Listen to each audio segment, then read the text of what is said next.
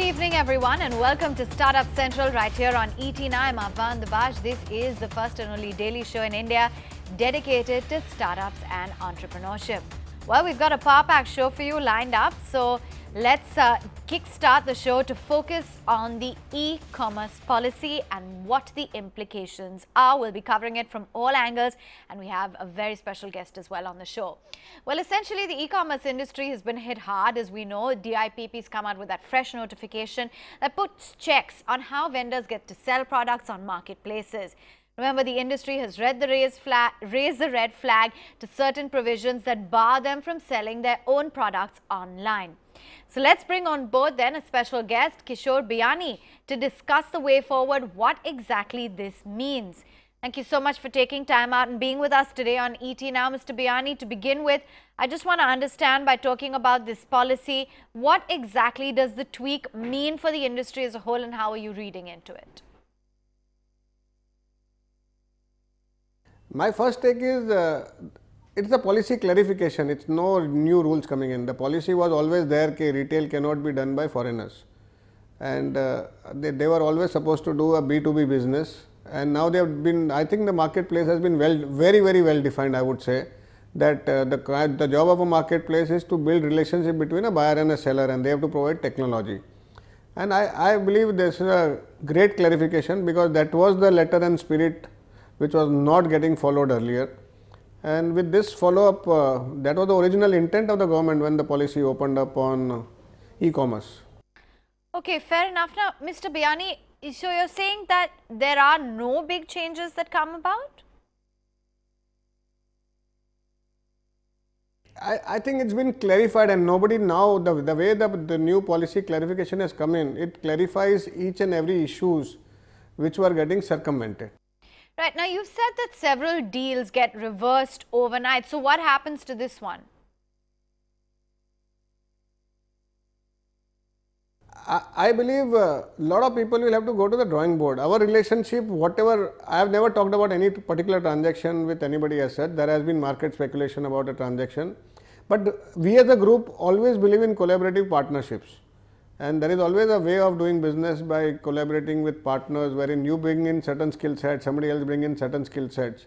And that's how partnerships work. So I think that continues to happen irrespective of whatever it is. Because since being a listed entity, anybody can invest, any foreigners can invest with us up to 10% and maximum up to 49% overall foreign investment in an entity like us. So, you know, we understand that now for certain transactions, there's going to be quite a bit of a change on the back of these rules. What do you think this means for the Walmart Flipkart deal? And in that kind of a situation, you know, what kind of, redrawing will have to happen? I personally believe that the grocery retail model of online will be challenged severely. I don't know under what rules they were doing grocery business in this country. So one will have to see how they operate after February 1st. So that's my first thinking around the policy, whatever I've read. Secondly, I believe because of the everybody started behaving like a retailer, building their own brands, building their own merchandising organizations. I think everybody will have to go to the drawing board to assess how they can do and what they can do. Do you think that now perhaps it's too late to build an Indian Alibaba or an Indian Amazon, that there is still potential?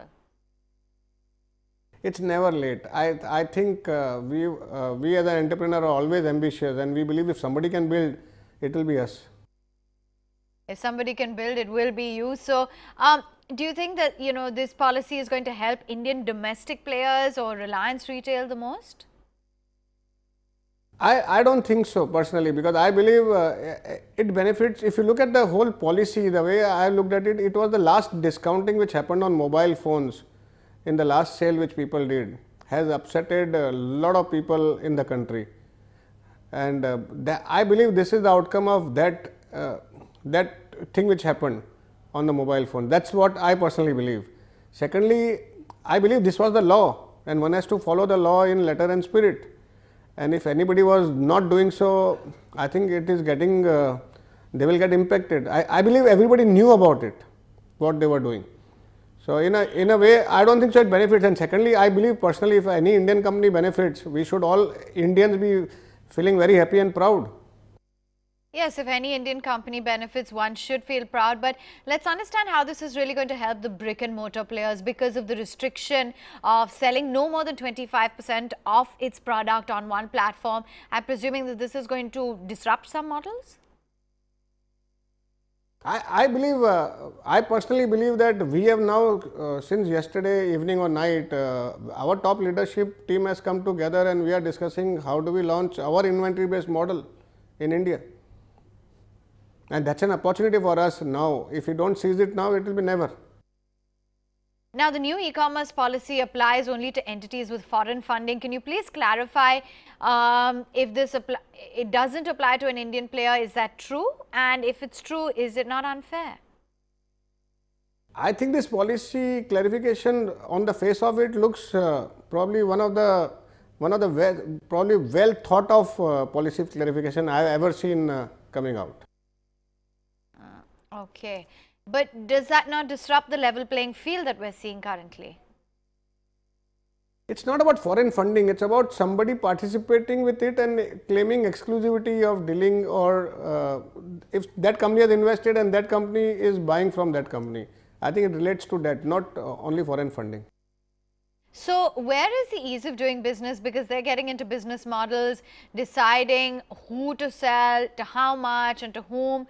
Do you think that the whole idea of ease of business is now being curbed to a great extent on the back of this policy? I think this was already the policy, so I don't think so anybody should comment on this, because this was the stated policy. There is only a clarification and one should understand and respect the clarification, not that there is no change of policy at all. All right, great to get in your thoughts as well on this e-commerce policy, what it means, how it changes things for players. Thank you so much, Mr. Biyani, for taking time out. In fact, let's take forward this discussion as well. We have a few guests joining in. We have Vennetts, who is the founder at indiaplaza.com. He is now joining in on the show, as well as Vinay Joy, partner at Khaitan and Company, to give us a legal perspective. Well, thank you so much, gentlemen, for taking time out and joining in. Mr. Vennetts, I want to start off with you, sir, because you are known to have built India's first e-commerce company. What is your take on this regulatory framework? How have they evolved over the last 10 years?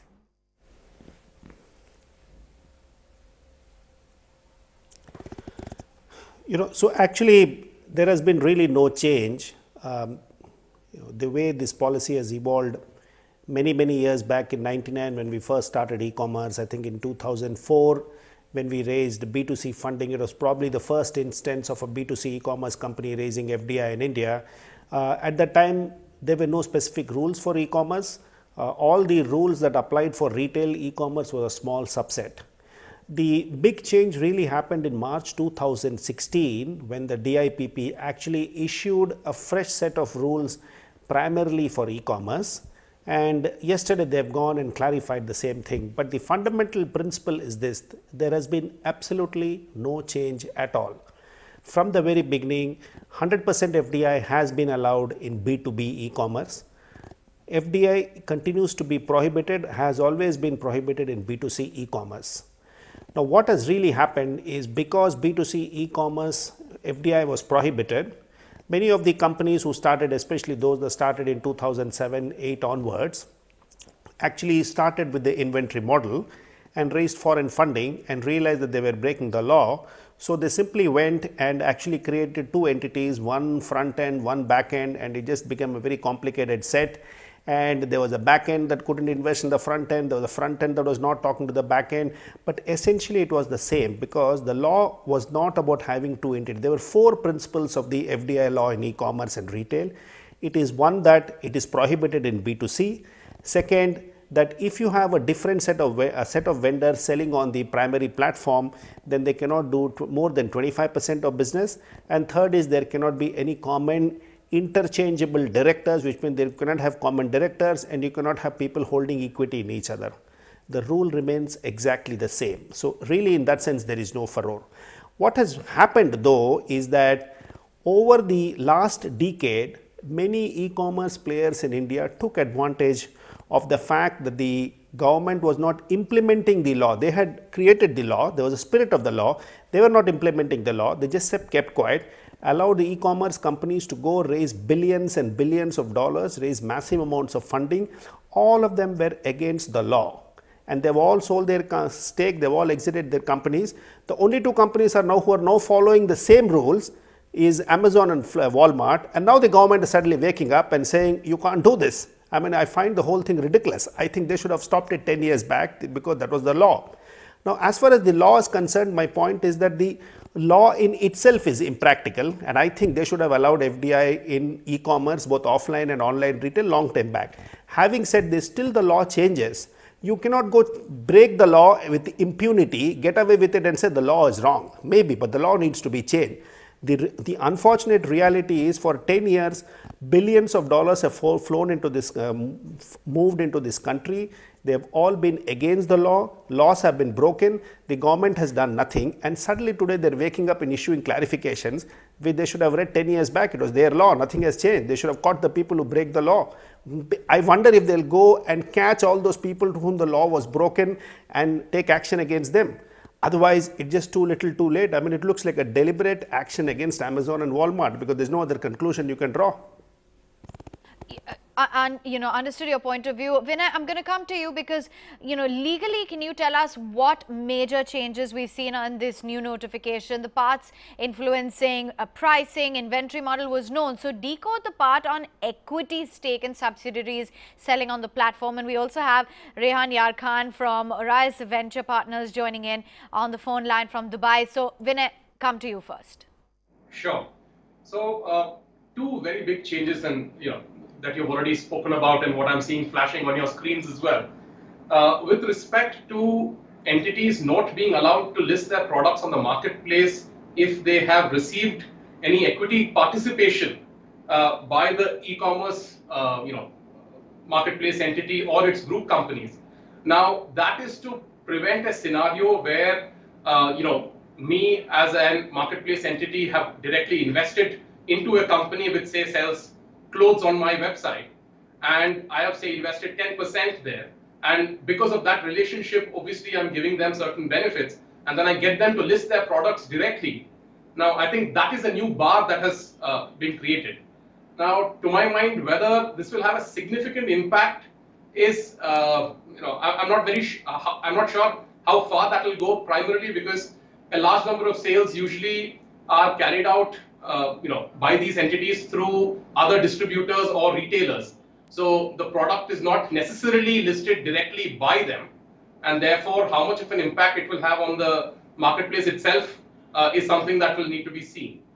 The other change to my mind is the larger one, which is with respect to the 25% of purchases to be made by vendors. Now, the position so far has been that no single entity or its group companies could collectively sell more than 25% of the goods sold on a platform in a year. Now that seems to have changed to a scenario where vendors are not allowed to source more than 25% of goods from a marketplace entity or its group company. If they do exceed that, then it will be deemed that the marketplace entity sort of controls the inventory of those entities. Now this, to my mind, is a sort of game changer, and that does have a significant impact, because effectively what you're achieving by that is trying to tell Indian vendors on these websites that if you're sourcing from, say, a wholesale B2B entity which happens to be part of the same group, you will need to limit your purchases to only about 25% of your own individual sales that you want to manage. Sure. Because beyond that will be a problem for you. Rehan, let's get in your perspective, because in your tweet you spoke about how the rules will hit the ease of doing business. What are your big concerns with this revised e-commerce policy? So a couple of things. First of all, it's very important and pertinent to note that this policy only applies to FDI. So what that means is that if you're a large Indian group and you set up an e-commerce play and I'm sure a lot of large Indian groups are now eyeing the e-commerce pie, none of these rules apply to them. They can do predatory pricing, they can give cashbacks, they can have an inventory-based model, and they can play and they can suppress small vendors. All the kind of fears that that are coming up with these with this current policy, right? With the FDI. So clearly, it's a discrimination against all companies which have received any kind of foreign investment. Now, as you know, venture capital in India, 95% of it comes from overseas sources, venture capital and private equity. So almost every kind of startup, right, has received money as FDI. So all those startups, and it's not necessarily Flipkart and Amazon alone. It's Big Basket, it's Nykaa, it's Meesho, it's the hundreds of companies which are selling any kind of product. All of these startups start coming under this. They get blocked. And on the other side, large Indian groups which have massive cash flows, they can go and they can set up entities which can, which don't have these rules. So that is the primary concern and that is the primary issue over here. Highlighting your concerns, Mr. Vennetts, would you agree then that the e-tailers have time and again worked a way around the policy in spite of the clear rules defining what is not permitted for the marketplace?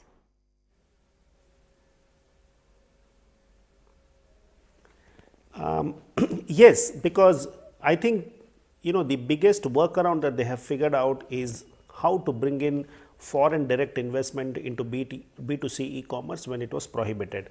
Now, let me make two things very clear. One is, I personally believe FDI in e-commerce must be allowed, B2C e-commerce, and I think the government should have changed this rule long time back. The fact that they haven't changed is an unfortunate reality. But having said this, if that's the law, I don't think anybody should have brought in the FDI e-commerce using whatever entities, new entities, front entities, back entities they have created. The bigger challenge, and I agree with what Rehan is saying, I think what really has happened is, I suspect, and obviously, you used to have to suspect here, is that in a sense, the timing of this has been done such that clearly Indian retail groups will benefit from it. And to me, it looks like a massive step back. It looks like a massive step back because I think e-commerce fundamentally is a modern business. E-commerce fundamentally is a cross-border transnational national business, and you cannot have local domestic players having benefit and advantages over foreign players. I mean, it just doesn't make sense. I think we might as well go back to the days of the ambassador card. This is absolute protectionism, and I really think that any rules that are made to create and help and benefit a specific local players is in that sense unfair.